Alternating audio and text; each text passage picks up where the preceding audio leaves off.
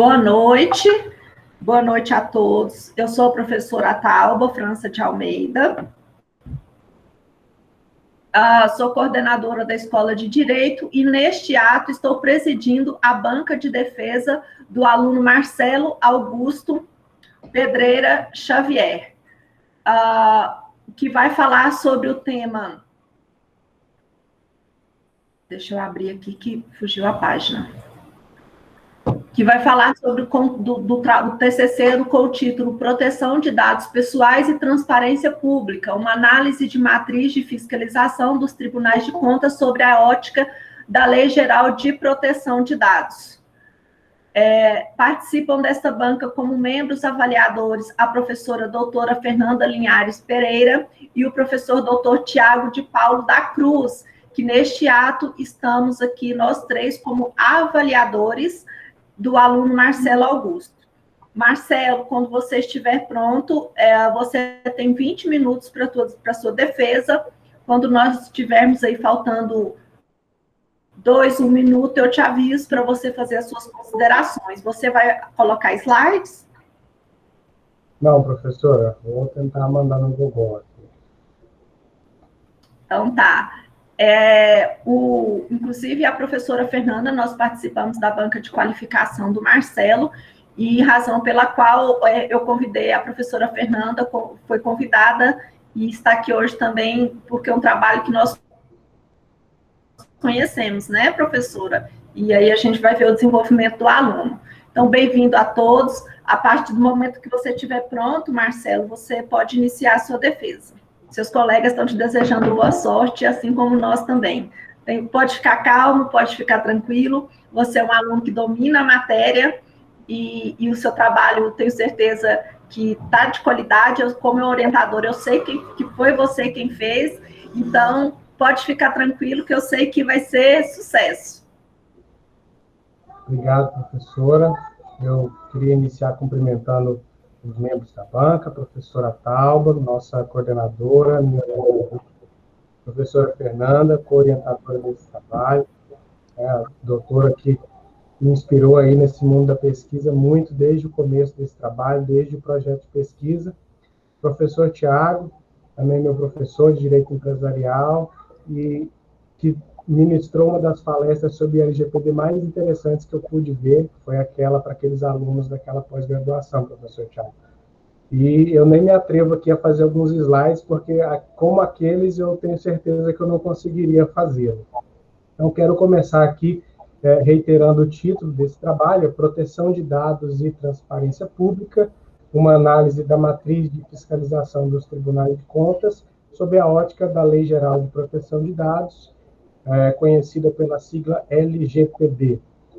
Falando, então, sobre as justificativas que levaram ao estudo desse trabalho, a gente vive numa era em que a tecnologia rodeia nós o tempo inteiro. A gente tem nossos smartphones, nossos computadores, e a nossa vida pessoal está ali, dentro desses dispositivos. Nunca se produziu tanta informação como atualmente. Uma organização estima que já existam no planeta mais de 5.200 gigas para cada habitante, ou seja, são 5 teras de informações para cada pessoa, e em 5 anos esse volume pode se quadruplicar. E boa parte dessa informação é uma informação que tem a ver com a nossa intimidade, com a nossa vida privada. Então, é uma informação que merece proteção especial, porque quando ela vaza, a gente tem situações como as que a gente observou ontem numa reportagem do Fantástico, que fala ali de milhares de golpes que são praticados com os dados das pessoas, né? Essa situação sempre existiu, mas a tecnologia ela amplia isso de uma maneira muito grande. A gente tem visto cada vez mais situações de vazamentos de dados, e às vezes não é nem o dado que vaza por uma violação de segurança, às vezes o dado vaza por causa de uma exposição indevida. A administração pública, por exemplo, publica um ato e ali vai ter o nome da pessoa, o CPF da pessoa, e isso pode ser usado para praticar um estelionato, né? Inclusive, na semana passada, nós tivemos uma atualização do Código Penal falando, aumentando as penas para esse tipo de crime e permitindo que a gente possa, por exemplo, punir pessoas que praticam esse crime sem as violações de segurança, o que é muito comum, né? Se aproveitar, às vezes, de um dado que está exposto para fazer um mau uso. E pensando nisso, a sociedade, né, como fato social, vem também o direito positivo e as leis que regulam essa informação, essa proteção da informação, vem se aprimorando cada vez mais. No Brasil, nós temos a Lei Geral de Proteção de Dados, que é a Lei 13.709, de 2018. Ela foi aprovada para entrar em vigor ali 2 anos depois, houve uma extensão, acabou entrando em vigor parcialmente em 2020, e os dispositivos sancionatórios só vão entrar em vigor agora no mês de agosto. Então, a gente tem essa situação, mas a gente tem um outro lado, né, que é a transparência pública. Sem transparência pública é impossível a gente fiscalizar o gasto do poder público. E a maior parte do gasto do poder público é com folha de pagamento, é com atos de pessoal, é com situações em que o dado pessoal, o dado que identifica as pessoas, ele pode acabar vindo a público por causa dessa exigência de transparência. E a gente chega, então, no problema que é esse trabalho, que é, será que essa legislação de proteção de dados, ela seria capaz de diminuir a transparência? Eu assisti algumas palestras que me motivaram a fazer essa pesquisa que diziam exatamente isso, né? A Lei Geral de Proteção de Dados vai diminuir a transparência, porque elas não podem conversar, elas não podem existir. E eu me arrisquei a defender nesse trabalho a hipótese de que a transparência seria, na verdade, aprimorada, seria ampliada com a Lei Geral de Proteção de Dados. E para a gente fazer isso, a nossa metodologia foi fazer uma revisão bibliográfica em torno dos conceitos de privacidade, de intimidade, de transparência, de acesso à informação. E nós fizemos 2 abordagens, uma abordagem qualitativa, a fim de determinar qual é o conceito de dado pessoal, de uma forma ampla, a fim de permitir identificar, dentro da transparência pública, o que é dado pessoal e o que não é.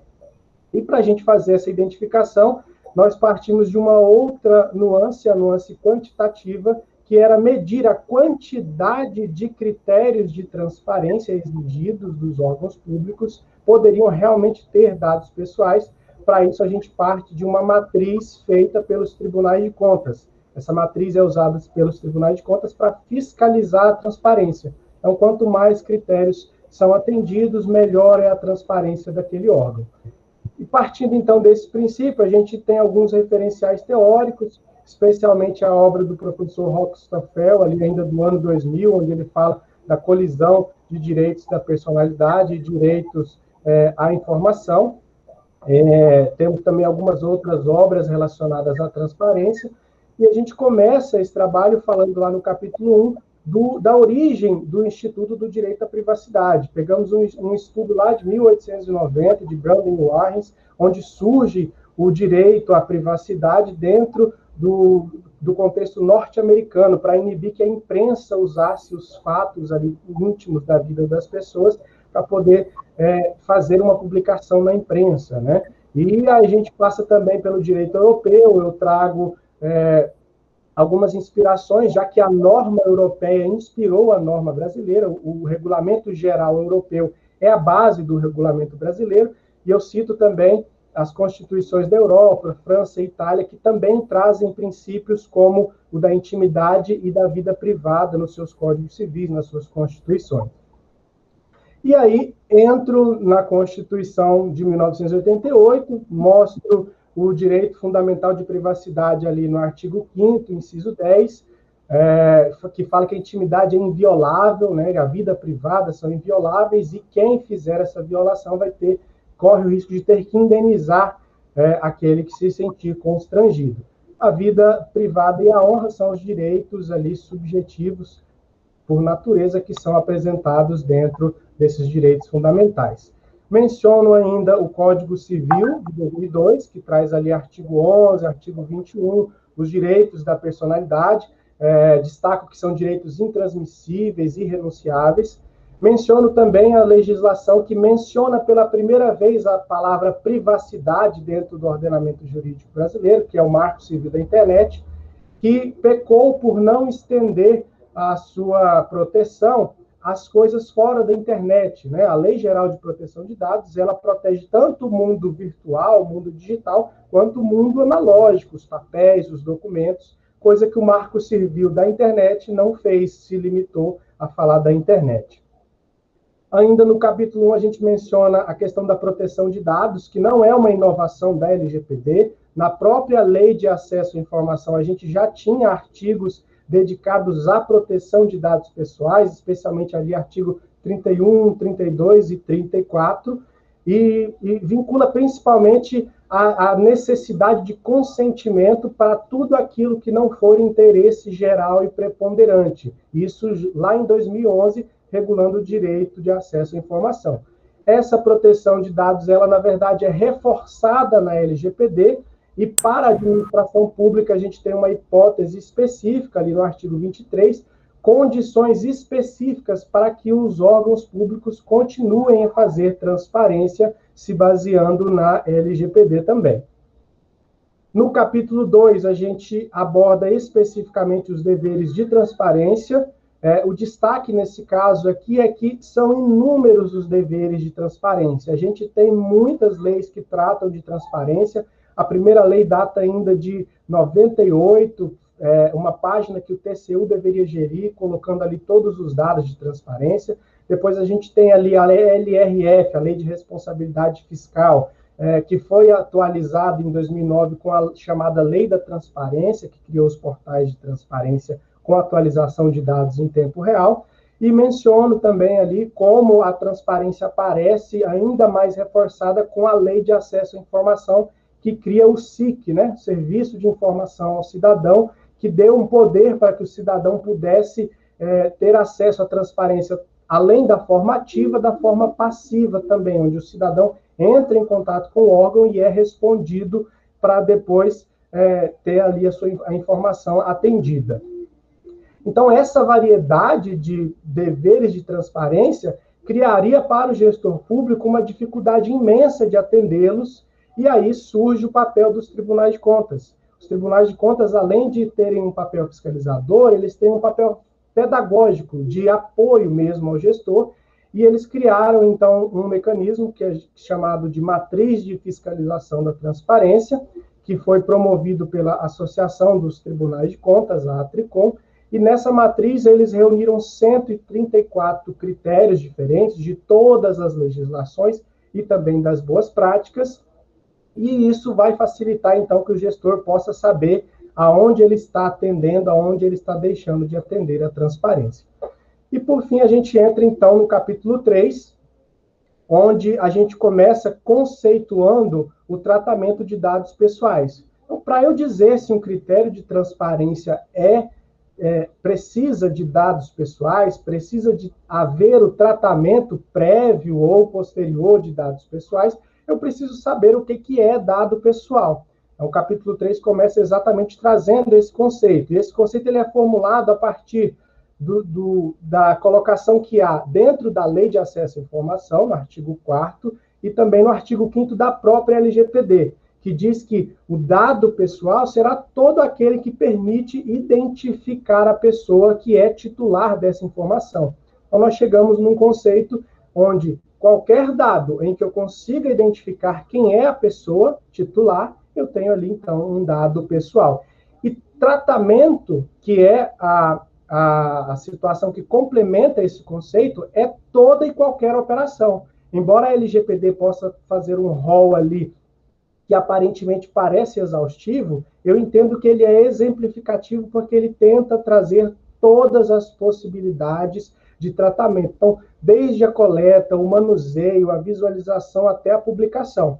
Então, para fins dessa pesquisa, nós consideramos que, mesmo que o dado pessoal não seja publicado no portal da transparência, se há um manuseio prévio, se há uma coleta prévia antes de que seja publicado, a gente entendeu que ele é também um critério que exige tratamento de dados pessoais.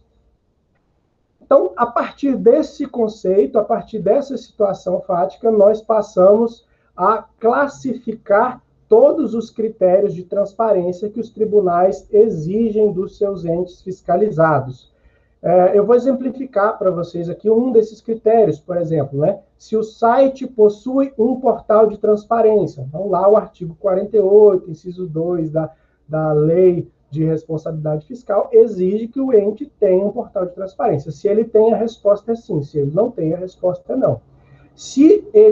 Para que ele tenha um portal de transparência, logicamente, em algum momento ele fez tratamento de dados pessoais, seja do seu servidor para fazer a publicação da folha de pagamento, ou seja, de um ente que é contratado para pegar, por exemplo, o representante de uma pessoa física ou de uma pessoa jurídica. Para tudo isso, o órgão fez um tratamento de dados pessoais, ainda que ele não publique. Logo, esse critério exige tratamento prévio de dados pessoais. E assim foi feito com os 134 critérios. Dentro do trabalho, a gente tem um link para essa planilha completa, onde esses critérios podem ser conferidos. E, então, as classificações que restaram foram as seguintes. É possível que contenha tratamento de dados pessoais, necessariamente contém dados pessoais, ou aquele critério não contém nenhum tipo de tratamento de dados pessoais. O resultado da pesquisa foi o seguinte: 27 desses critérios, ou seja, 20%, exigem inequivocamente que haja tratamento de dados pessoais pelos órgãos públicos. 41 desses critérios podem em algum momento exigir que os órgãos públicos façam algum tratamento de dados pessoais. E 66, ou seja, 49% dos critérios analisados, não exigem nenhum tipo de tratamento de dados pessoais. Então, a conclusão que a gente tem é que a maioria, ou seja, 51%, exigem, em alguma medida, o tratamento de dados pessoais. Quais critérios são esses? Eu trago alguns exemplos lá ainda nesse capítulo, que é indicar a pessoa jurídica ou física beneficiária da despesa, a relação dos servidores, os cargos que eles ocupam, a remuneração nominal desses servidores, as diárias, que são aqueles gastos com deslocamento do servidor a serviço, também são critérios que exigem que o órgão público faça um tratamento de dados pessoais ali. Também incluir os critérios de licitações e contratos, porque sempre que eu contrato uma pessoa jurídica, eu tenho que coletar o dado pessoal dos representantes legais dessas empresas, das pessoas que estão envolvidas nessas contratações. E, muitas vezes, os órgãos públicos fazem a publicação de nome, CPF, qualificação completa dessas pessoas. Nós fizemos uma classificação também específica em relação aos dados sensíveis. A pesquisa demonstrou que nenhum dos critérios contém a exigência de que haja tratamento dos dados sensíveis.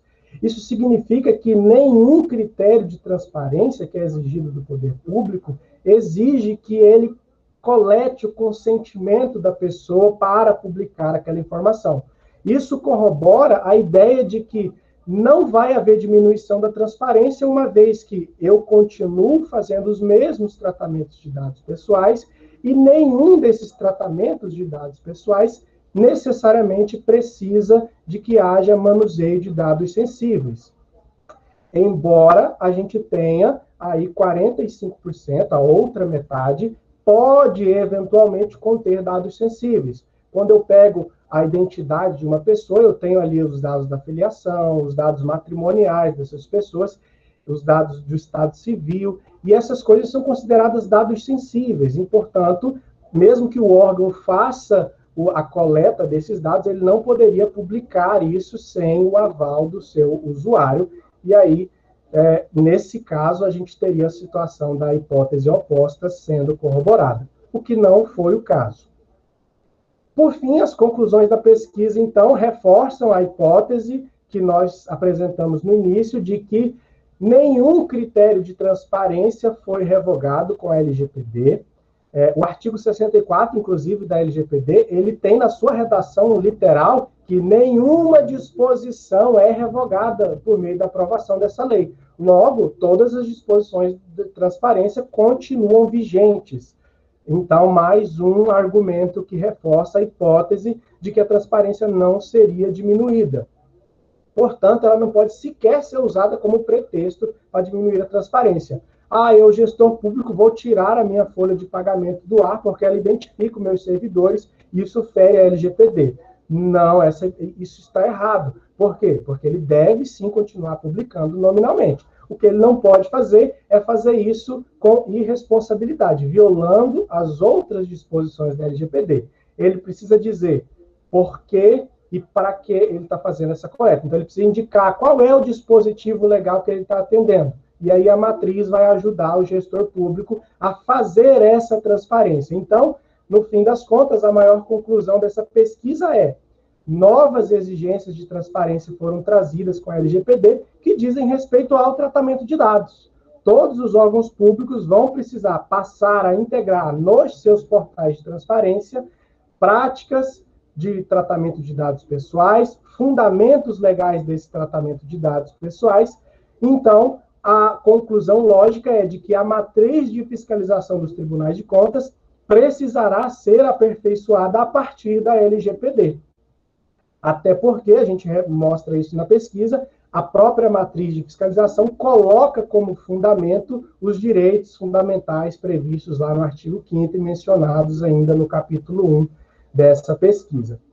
E, por fim, para complementar ainda a possibilidade de aumentar a transparência, a LGPD ela traz uma base legal nova. Então, mesmo que a gente tenha que colocar um dado sensível à disposição do público, agora a gente tem a base legal chamada na LGPD de legítimo interesse, e ela dispensa o consentimento.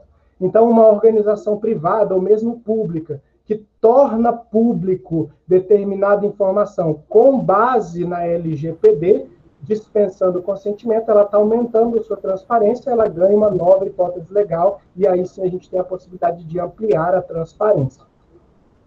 E uma conclusão adjacente, que veio com a pesquisa também, é a questão de que os próprios tribunais de contas são alguns dos órgãos mais exigidos dentro da matriz de fiscalização. 19 dos 134 critérios são voltados para os tribunais de contas, que, por exemplo, exige a publicação de peças processuais, o que precisa ser feito com muita responsabilidade para não violar a LGPD. Professor, é isso, eu concluo a minha fala por aqui, estou à disposição da banca para responder a qualquer questionamento que tenha. Muito bem, Marcelo, eu não te avisei que você foi britânico. Você terminou às 20 horas em ponto. Eu nunca vi um trabalho tão britânico assim na apresentação, dos 20 minutos aproveitados assim, literalmente 20 minutos. Eu vou passar a palavra para a professora Fernanda, para ela fazer as considerações dela. Boa noite a todos. Cumprimento a todos os membros da banca, professora Taalba, cumprimento o professor Tiago, ao Marcelo, meu co-orientando, todos os meus alunos que estão aqui presentes. Estou vendo tanto roxinho, matando a saudade de algumas turmas antigas. Muito bom a gente ter uma audiência tão grande em uma defesa de TCC. Estamos aqui com 34 pessoas. Então, eu vou iniciar minha fala para o Marcelo, não abordando diretamente os aspectos técnicos do trabalho dele. Eu vou abordar algo que é muito importante para mim, que é a pesquisa científica, que é a ciência, e eu acho que o Marcelo é um dos maiores exemplos que a gente teve na Camburi nos últimos semestres, de como levar a sério a pesquisa científica e de como encarar isso como uma profissão mesmo, porque eu acho que falta muito nos alunos de direito enxergarem a pesquisa científica, enxergar a profissão cientista como uma possível profissão para os formandos, para os juristas, né, para os graduandos em direito.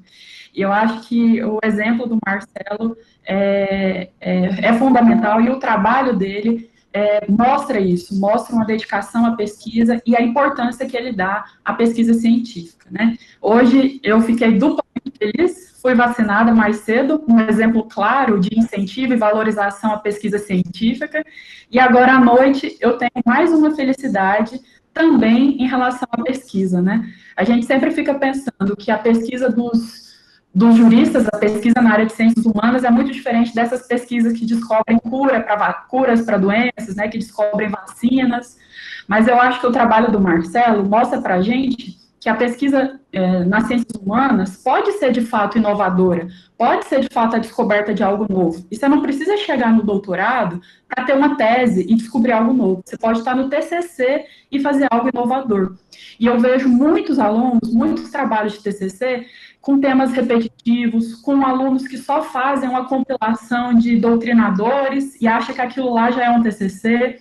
E o trabalho do Marcelo é a prova de que dá para fazer algo diferente e é possível fazer isso em 1 ano e meio. Eu sei que muita gente se assusta com o tempo do TCC e acha assim, não dá para eu fazer algo novo, não dá para eu criar, não dá para eu descobrir a cura para uma doença. Mas no caso do Marcelo, é como se ele tivesse feito isso no TCC dele. Porque ele pegou algo que parecia, ele pegou 2 temáticas que pareciam contraditórias e que poucas pessoas se arriscariam a uni-las, se arriscariam a pensar assim, dá para encontrar uma conciliação dessas 2 questões, que foi isso que o Marcelo fez, né? Então, ele pegou as temáticas de proteção de dados pessoais com transparência pública. Parecia que não se casavam, né? 2 temas contraditórios. Mas, no final, a conclusão dele nos mostrou, por meio de uma metodologia muito bem feita, né, quantitativa e qualitativa, ele conseguiu provar que dava, sim, que, aliás, um dependia exclusivamente do outro, né? Então, isso, para mim, é a prova de que dá para fazer ciência, dá para descobrir algo novo, sobretudo em TCC e, sobretudo, na graduação. E eu tô até emocionada de falar, porque eu acompanhei essa trajetória do Marcelo desde o ano de 2020, e a trajetória dele tangencia a minha trajetória de pesquisa, né, que foi o meu primeiro ano na Camburi.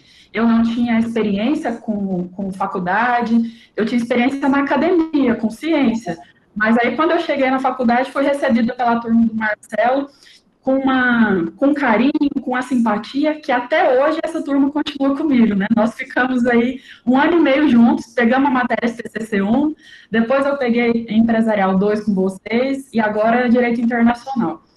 E falando sobre a importância da ciência e de receber uma professora como vocês me receberam, porque eu aprendi a ser professora com essa turma, né? Eu queria dizer que o Marcelo, em todas as minhas aulas, ele sempre esteve com a câmera ligada, ele sempre fez pergunta, ele sempre participou do debate. Então, a gente formar um cientista, como é o que o Marcelo está se formando hoje, faz parte de todo esse passo a passo durante a vida escolar. Tá com a câmera ligada, fazer perguntas em todas as aulas, pesquisar a jurisprudência, porque um pesquisador é formado também nas salas de aulas. A gente também faz pesquisa durante as matérias. Eu sei que é um desafio a gente tentar trazer algo novo nas matérias, ao invés de ficar só trazendo coisas já prontas, né, só slides, ou só definições de doutrinadores, mas o Marcelo, o William, a Camila, o Pablo, o Selmar, essa turma deles, e outras que eu já tive também, provaram para mim que é possível fazer pesquisa em sala de aula, descobrir coisas novas em sala de aula, e não deixar tudo pronto. Então, eu queria aproveitar esse momento e externar meus agradecimentos para essa turma, para o Marcelo, que está se formando, mas eu não poderia deixar passar isso em branco. Sou muito feliz de ter na minha trajetória, e estar concluindo hoje a trajetória do Marcelo, e eu ter a chance de ter tido um aluno como o Marcelo na minha trajetória, como professora. Especificamente sobre a ideia da ciência, né, ainda um pouco, eu comentei em sala de aula essa semana com vocês uma frase do professor da UERJ, que já é falecido, o professor Jacob Dollinger. Ele foi professor do ministro Barroso, e aí ele disse que os alunos de direito, eles devem ser ousados. A gente não vai descobrir a cura para uma doença, a gente não vai descobrir, não vai construir um prédio, não vai construir uma ponte, mas a gente deve ser ousado nas nossas pesquisas, nas nossas aulas. Então, aproveitando que a gente está com quase 40 alunos aqui, e muitos estão formando, estão fazendo TCC, sejam ousados nos temas de vocês, sejam ousados nas pesquisas. Não pega algo que parece ser fácil, que já está pronto. Ousem, né? Tentem sair desse lugar comum que muitos juristas estão acomodados. Tentem criar algo novo. Eu vejo muitos orientandos me perguntando, Ah, mas esse tema aqui já teve uma decisão contrária ao STF, então eu não posso mais pesquisar esse tema, porque a decisão do STF foi contrária. É aí que você deve insistir nesse tema e pesquisar esse tema. E provar por que você se diferencia, ou por que você é contra os ministros do STF. Isso é fazer pesquisa. Esse é o espírito de ousadia que todo pesquisador deveria ter. E eu acho que é isso que os juristas, os graduandos em direito, deveriam ter também, para sair desse tradicionalismo do direito. E o Marcelo fez isso super bem no trabalho dele, né?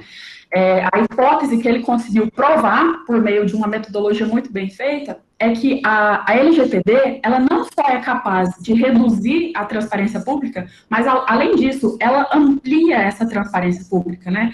Então, a hipótese dele é super confirmada por meio das tabelas que ele desenvolve, por meio da construção do capítulo 1, capítulo 2, e o TCC dele tem inúmeras contribuições. Capítulo 1, que eu acho que daria para publicar um artigo em cada capítulo, né? Que é uma monografia. Capítulo 1 é o capítulo mais histórico, né? Que você traz o direito comparado, você traz questões de normas das constituições europeias para fazer um histórico sobre como se deu origem a essa LGPD, sobre todas as normas que vieram anteriores a ela, né? Então, isso é muito rico, fazer essa abordagem histórica e trazer legislações internacionais. Você dialoga com doutrinadores em outras línguas, não só que está escritos em português, né? E é muito raro ter isso em TCC. Você traz esses autores que está em inglês, você traz autores em italiano, e você usa esses autores no seu primeiro capítulo. Então, é um mérito de um pesquisador, né, que já tem uma veia de pesquisador para fazer isso, né? O seu capítulo 2 também é um capítulo excelente, você tem um rigor conceitual de tratar conceitos assim, que nem todas as pessoas, quando as pessoas leem, acham que são iguais, acham que são a mesma coisa, mas você tem um rigor conceitual de definir. Esse aqui é dado sensível, isso aqui, então, é muito criterioso o seu detalhe, o seu cuidado com a pesquisa científica.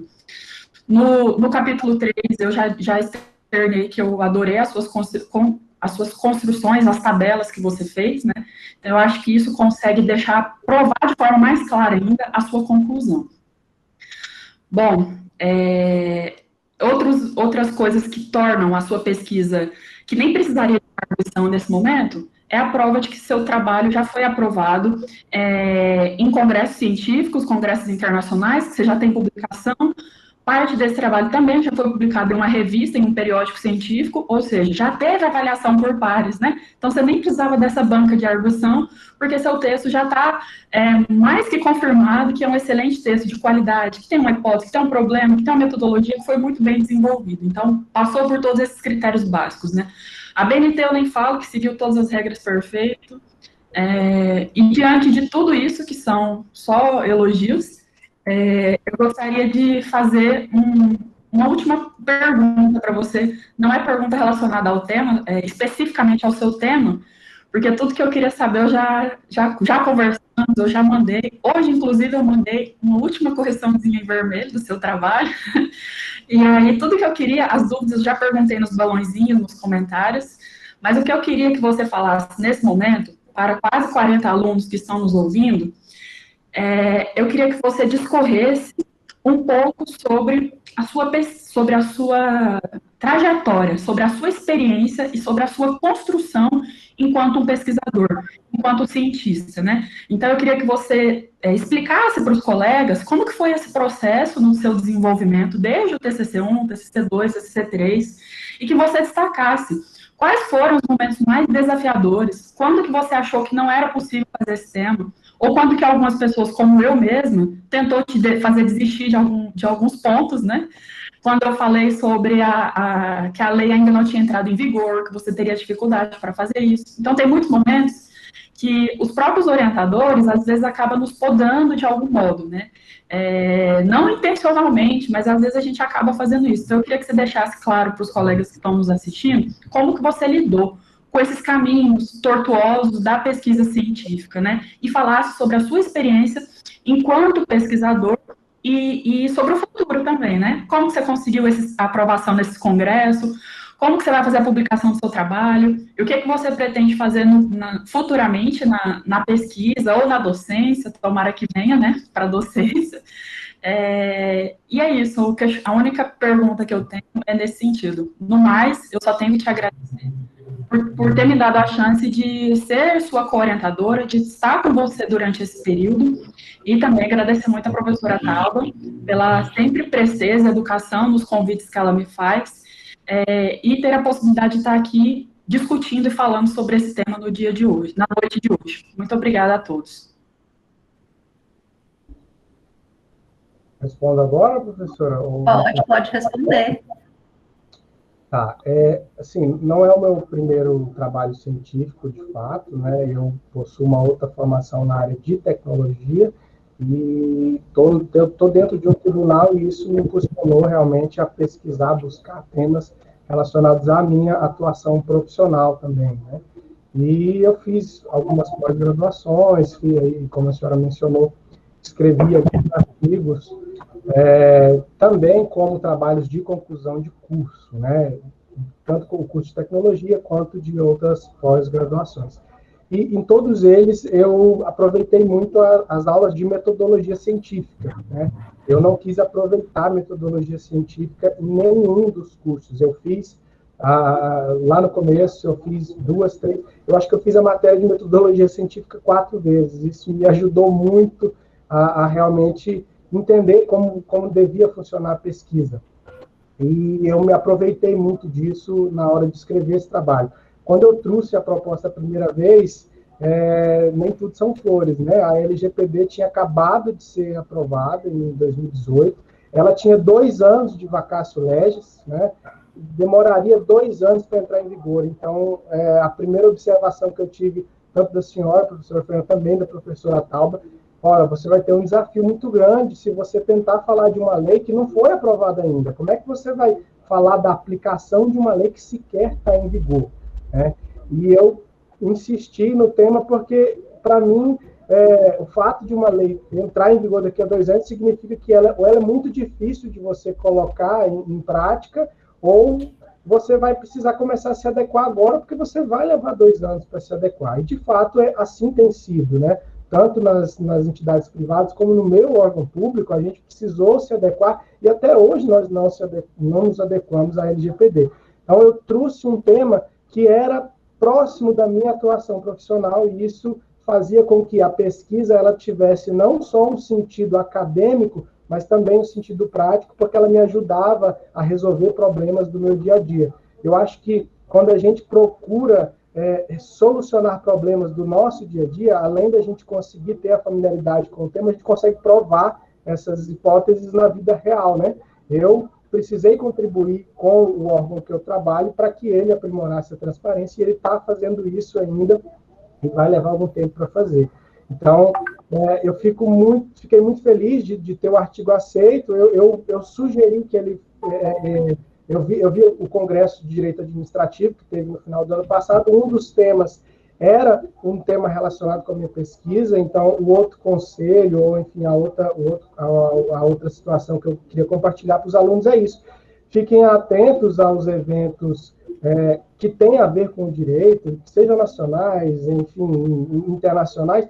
Não é tão desafiador assim. É você pegar o seu material que você enviaria para o seu orientador, corrigi-lo da melhor maneira possível, seguindo todas as orientações, e mandar para a banca. Eles vão avaliar da mesma forma, e se for realmente um texto que tem uma qualidade ali mínima que seja, ele vai ser avaliado, vai ser ouvido, e foi o meu caso. Eu submeti sem nenhuma pretensão de que fosse aprovado, enfim, e para minha surpresa foi, e isso me deixou muito feliz. E as contribuições que eu ouvi lá no Congresso me ajudaram a aperfeiçoar, porque eu não tinha escrito ainda o capítulo 3 definitivamente, né? Tinha mandado uma forma preliminar. E isso me ajudou muito para que ele chegasse num resultado melhor.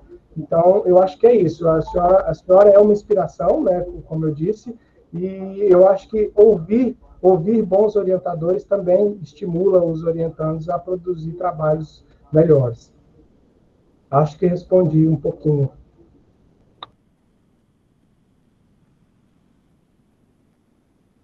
Professor Tiago. Olá, pessoal. Boa noite, professora Tauba. Boa noite, professora Fernanda. Marcelo, boa noite. aos alunos aí, já temos 40 pessoas, né? Que bom, estou vendo vários alunos aí da minha turma de hoje que atenderam o chamamento, né?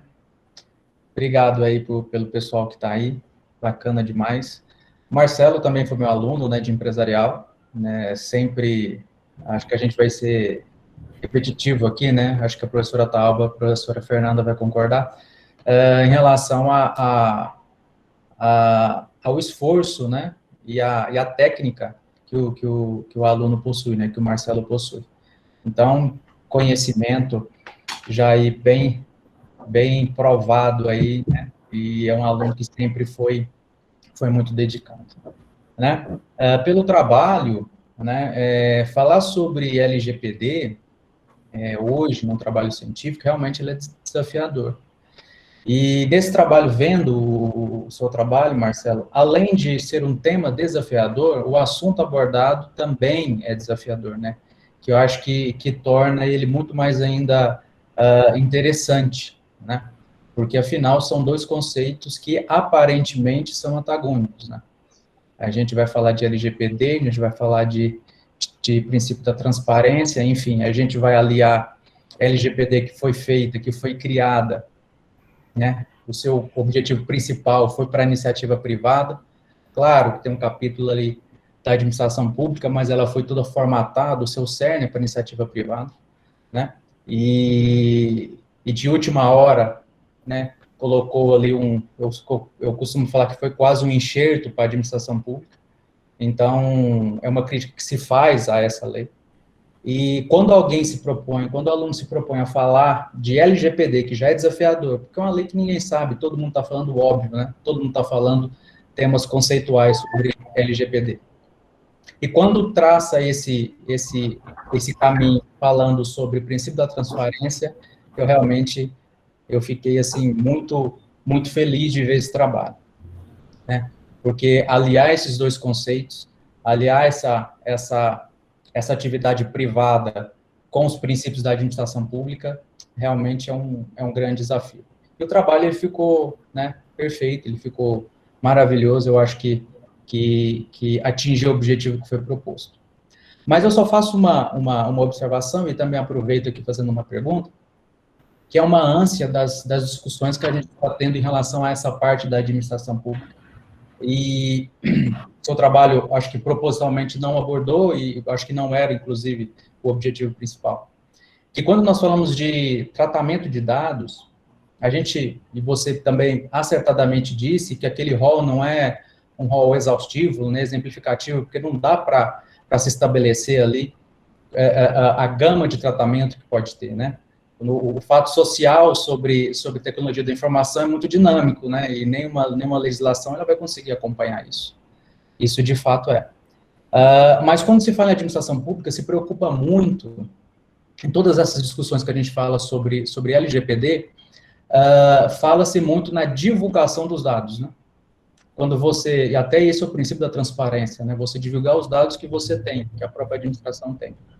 Agora, um grande desafio que se tem é justamente a conjugação ou a distribuição desses dados, né? Entre entes da administração, entre autarquias, por exemplo, onde são postos de coleta de dados, né? Que, a primeiro modo, ele não fala, né? Não se trata do princípio da transparência, porque não está se exteriorizando os dados, né?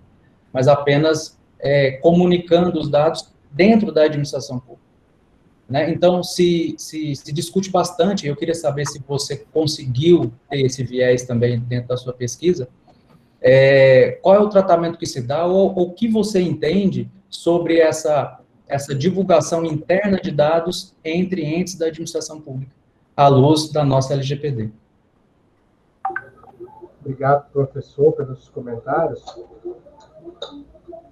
A questão do intercâmbio de dados, ele é, inclusive, estimulado na LGPD, né?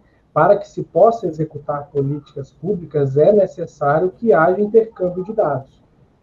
Eu vou citar um exemplo prático lá do nosso tribunal. Nós fazemos a fiscalização administrativa das contas públicas. Quando a gente encontra ilícitos penais, nós não temos capacidade de exercer ali essa ação penal pública. Então, os dados são encaminhados para o Ministério Público. e são encaminhados na sua íntegra. São encaminhados ali com a qualificação pessoal, com a identificação. O que é necessário que o órgão faça para cumprir a LGPD nesse ponto? Se ele faz um intercâmbio com outro órgão público para executar uma política pública ou para cumprir a sua competência constitucional ou normativa, é importante que ele dê transparência disso para o titular.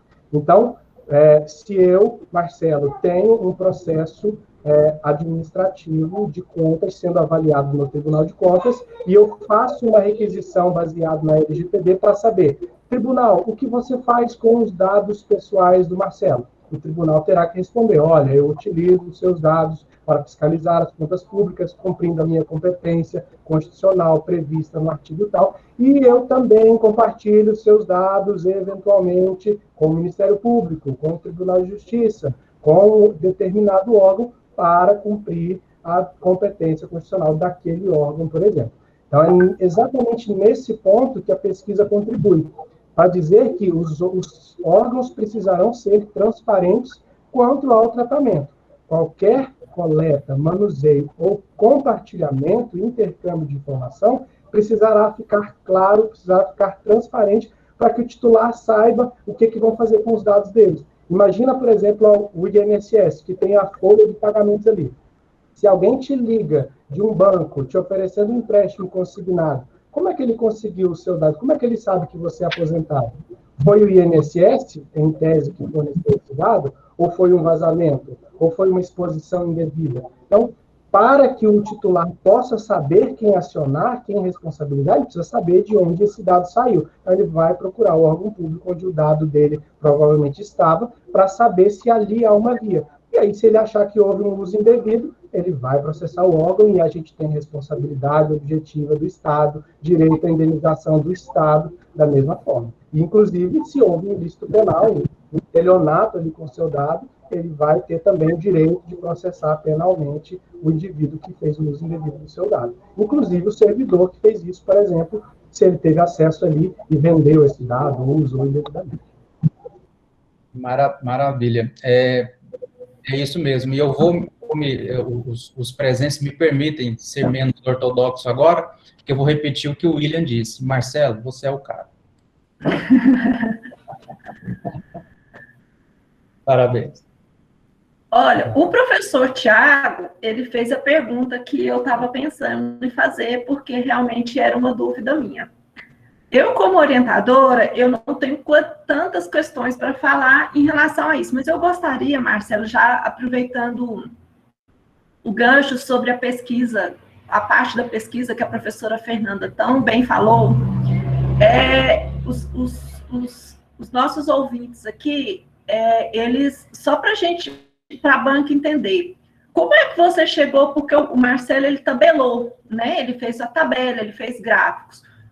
O que te levou, assim, faz só uma análise, assim, uma fala bem sucinta em relação aos seus gráficos e às suas tabelas, porque parece que é tão difícil para quem está escrevendo conseguir compilar dados numa tabela e depois descrever sobre essa tabela, sobre esses gráficos, sobre essas estatísticas.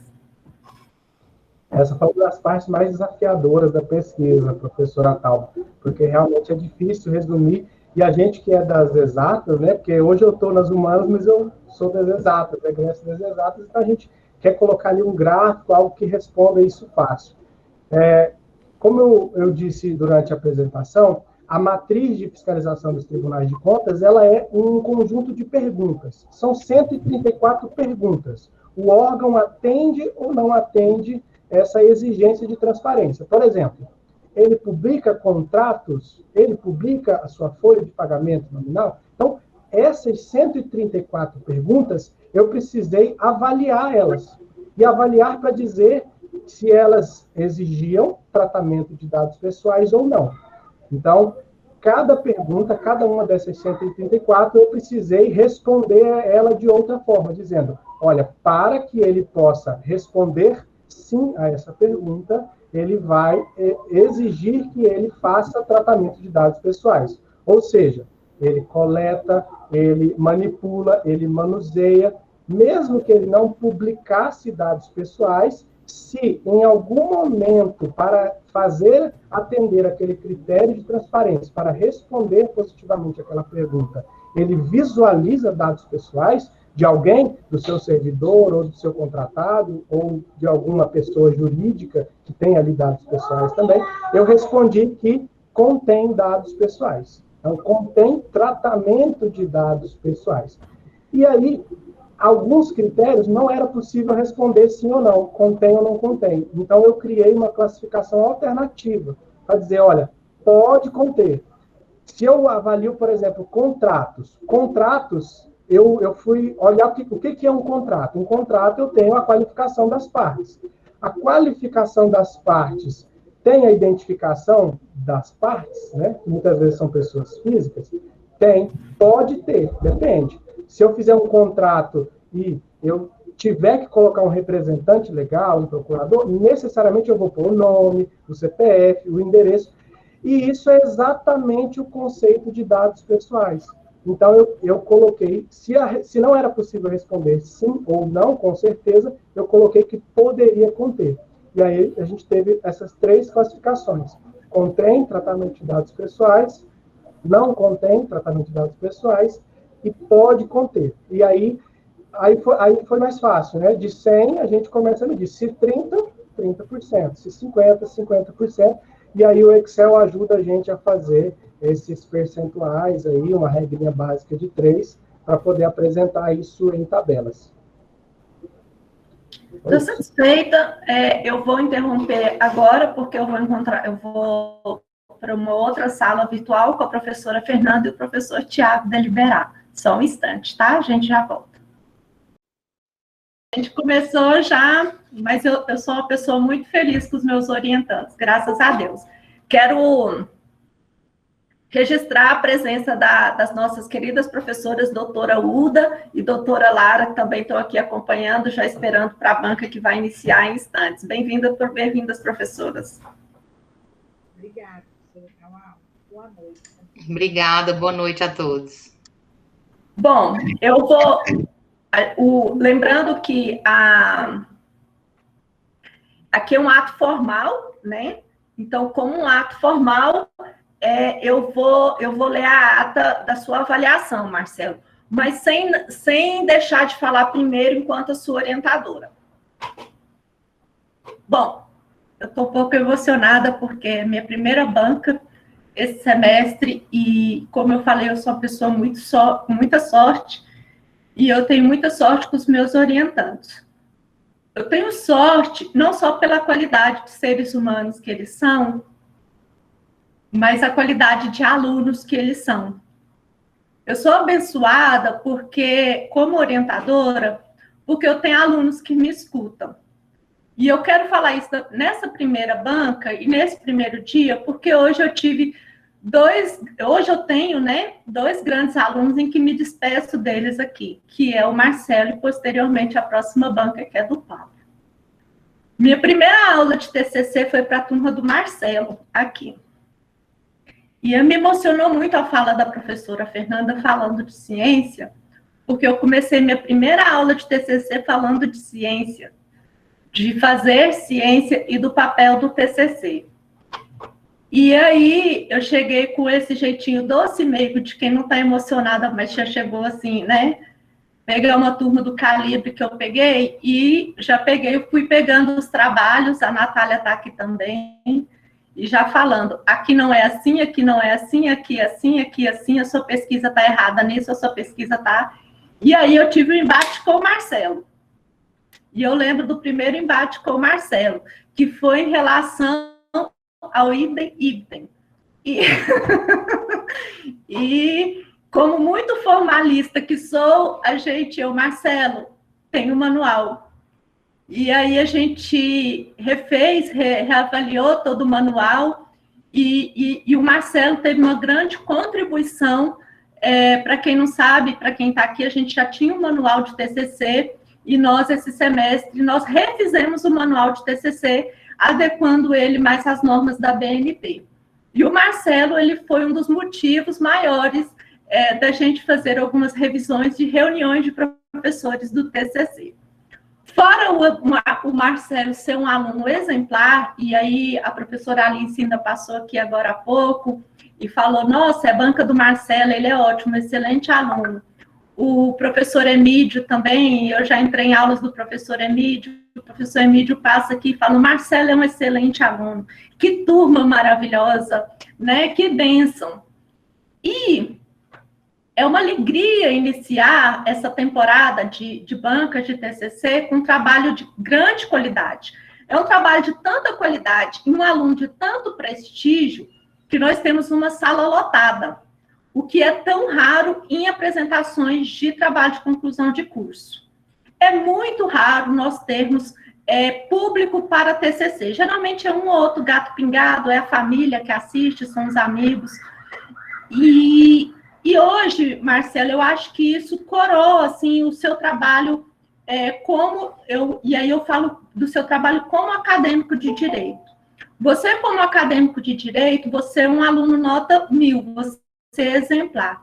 Você participa dos eventos, você contribui com a sua outra formação, né, me salvando aí de várias enrascadas virtuais em que você já entrou, você participa dos saberes jurídicos, você é mediador, você é debatedor, você apresenta trabalhos, você questiona, você auxilia os seus amigos, você ajuda os seus professores, você é colega, você é amigo e você é aluno.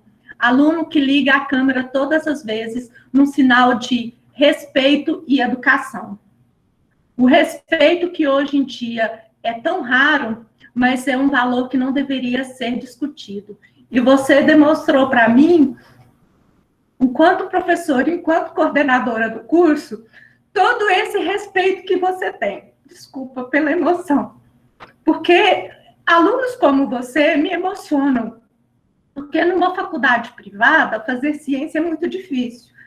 Se na universidade fala-se que tem dinheiro a rodo, mas sempre falta pública, né? Mas sempre falta dinheiro, e que pesquisador, cientista só fuma maconha, você demonstra, e a professora Fernanda, que agora é recém-doutora, e o professor Tiago, que está sempre na Universidade Federal fazendo palestras, e como aluno também, é a demonstração de que a ciência salva vidas e melhora a condição de vida. Ciências humanas, ciências sociais aplicadas é ciência sim, porque a nossa função é de humanidade. Senão nós não seríamos nem ciências sociais aplicadas, quiçá ciências humanas. Fazer ciência humana é aplicar, é trazer um retorno científico a uma comunidade, a uma sociedade em que anseia por um mundo melhor e que anseia por uma vida melhor. Nós estamos, professora Fernanda vacinou, professora Uda vacinou outro dia, que ela me contou, e o que a gente observa com isso? Que é só possível a vacinação por causa da saúde pública, por causa das ciências da saúde e por causa das ciências sociais, senão não era possível a gente sequer juntar a população para vacinar e sequer mostrar a importância legal da vacinação. Então, nós também salvamos vidas, também. A Lei Geral de Proteção de Dados, ela vem demonstrar isso, e o seu trabalho vem demonstrar para o poder público a importância de se lidar com dados pessoais e os dados sensíveis, que realmente o nome são dados sensíveis porque são sensíveis. É sensível, é inerente ao nosso ser, é sensível a gente, é sensível ao ser humano. A cada um de nós é um dado sensível, os meus dados são sensíveis a mim, os seus dados são sensíveis a você. E não cabe a ninguém desrespeitá-lo nem maculá-lo, quiçá, né, a administração pública, porque o Estado, ele não pode tudo, né? Ele pode não pode tudo, ele pode tudo para nos preservar, mas não pode tudo para nos prejudicar. Então, o seu trabalho foi de uma qualidade. Eu falei assim, até você teve aqui, eu falei, Marcela, a gente pode fazer umas perguntas capciosas, principalmente em relação ao seu trabalho. O que você vai responder se eu te perguntar assim? O que você vai responder se eu te perguntar de outro jeito? Né? Nós conversamos sobre isso. E eu vou repetir o que eu falei para você quando você esteve aqui semana passada para nós falarmos do seu trabalho. Eu tenho um orgulho danado de ser sua professora, de ter sido a sua orientadora, Eu tenho um orgulho danado de ter visto você trilhar uma carreira acadêmica tão brilhante, com publicações, mesmo sem o nome do professor, você foi lá, mesmo sem, muitas vezes o aluno fica esperando que o professor o faça, e foi você quem fez. Você foi para um congresso internacional, você publicou nos anais desse congresso, você publicou numa revista científica que é importante, né, do Tribunal de Contas. Isso tem um peso acadêmico, profissional enorme. E você, a sua atitude levanta o nome não só da instituição, mas do curso de Direito.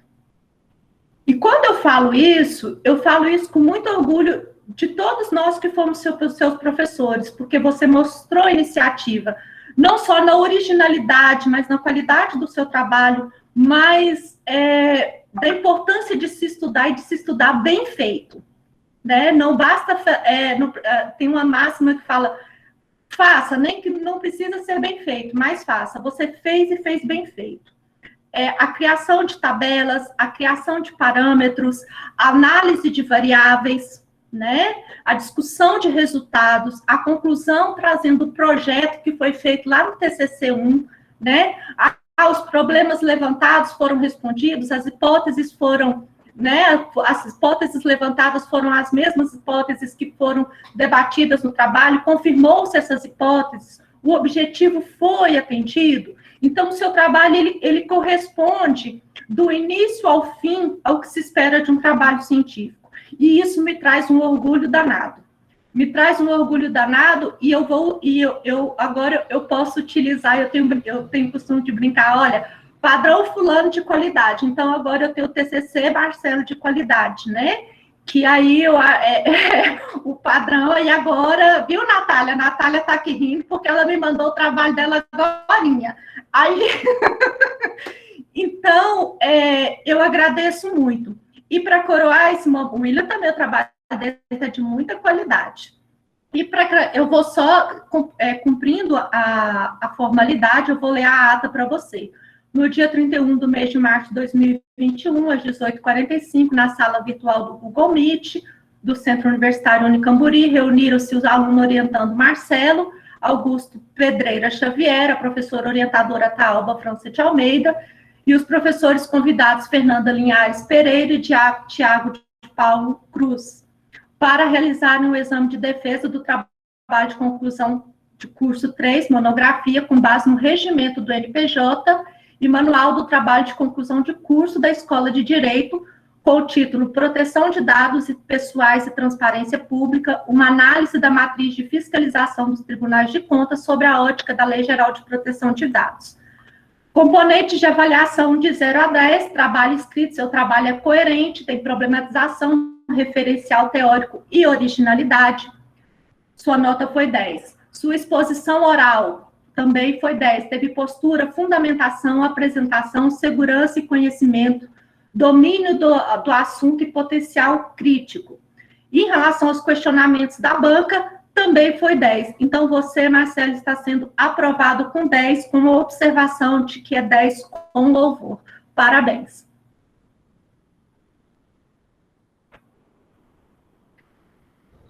Pode falar.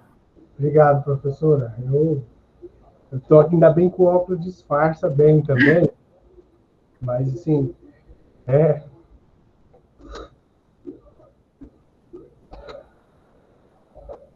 o último ano não foi muito fácil para ninguém.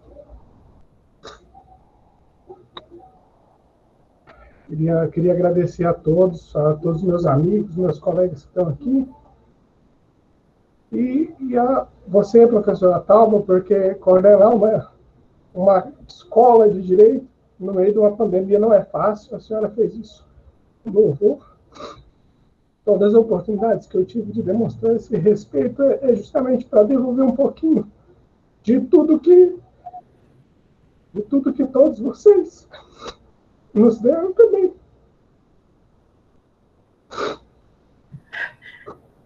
Professora Fernanda, que é um exemplo de professora para todos os demais professores que também.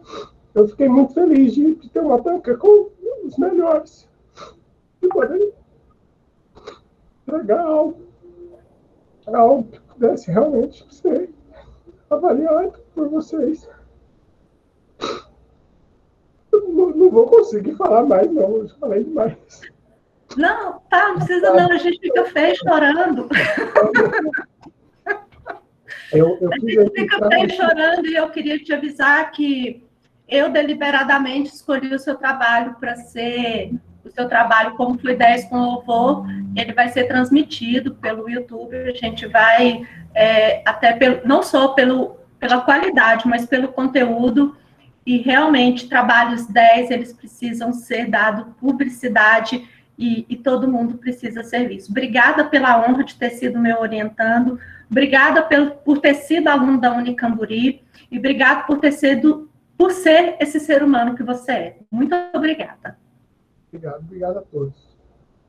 Aí, só para a gente fechar aqui falando seus colegas estão todos aqui polvorosos e mandando mensagem te parabenizando, e eu fico muito feliz por isso, porque é sinal de amizade e respeito, como eu disse. Agora, o seu trabalho eu não tenho, a professora Fernanda já fez algumas considerações. A sua pesquisa, ela deve ser continuada, tanto é que a gente não respondeu todas as variáveis, eu te falei isso, que o seu trabalho, a análise das variáveis é uma análise para mestrado, tá? O seu trabalho está pronto para transformar-se num projeto de continuação de mestrado, tá? Pelas variáveis que você levantou e pela qualidade do seu trabalho. Da professora Fernanda aqui, que recém-doutora, que não me deixa mentir, né, Fernanda?